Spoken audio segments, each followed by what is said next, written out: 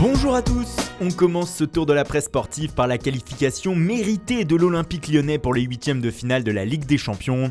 Les Gones sont allés décrocher un match nul 1 but partout en Ukraine à Kiev face au Shakhtar Donetsk.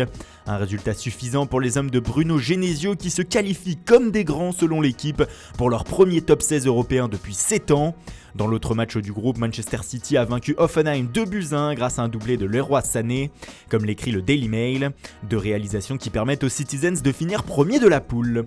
L'autre club de Manchester, United, a encore lui vécu une soirée pleine de désillusions. Les Red Devils ont été battus sur la pelouse de Valence 2-1. Pour la presse anglaise ce matin, au-delà du collectif, les Mancuniens peuvent en vouloir à Calamity Jones, comme l'écrit le Times. Le défenseur central a inscrit un but gag contre son camp en début de seconde période en taclant le ballon dans ses propres buts. Après le match, la prestation du champion du monde Paul Pogba a aussi encore fait parler en Angleterre, mais un joueur est venu à son secours, il s'agit de Michael Owen.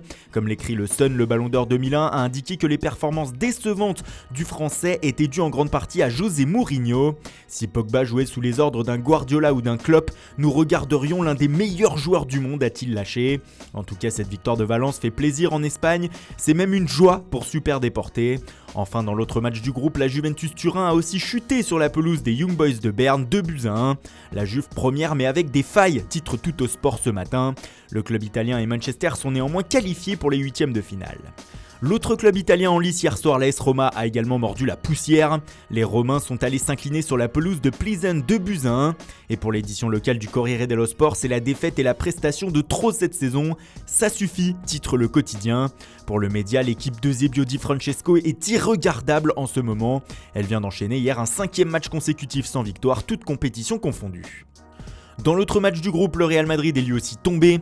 Les champions d'Europe en titre ont été giflés sur leur pelouse par le CSKA Moscou 3-0.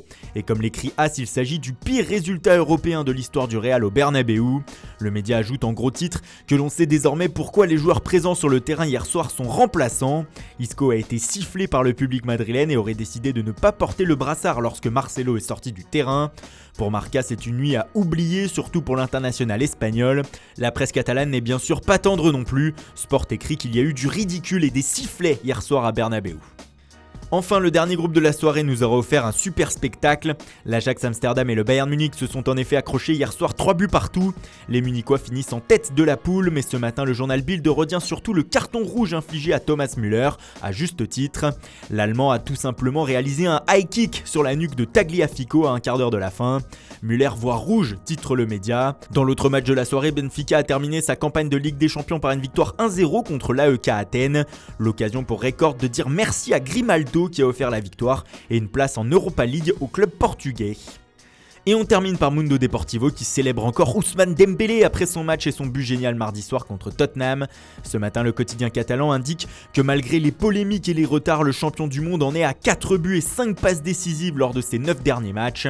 Des statistiques qui se rapprochent de celles de Neymar et de son compatriote champion du monde Kylian Mbappé en Ligue des Champions. Bref, Dembélé est en train de décoller comme l'écrit le média. Voilà, c'est tout pour aujourd'hui, merci pour votre fidélité, bonne journée à tous et rendez-vous dès demain matin pour une nouvelle revue de presse.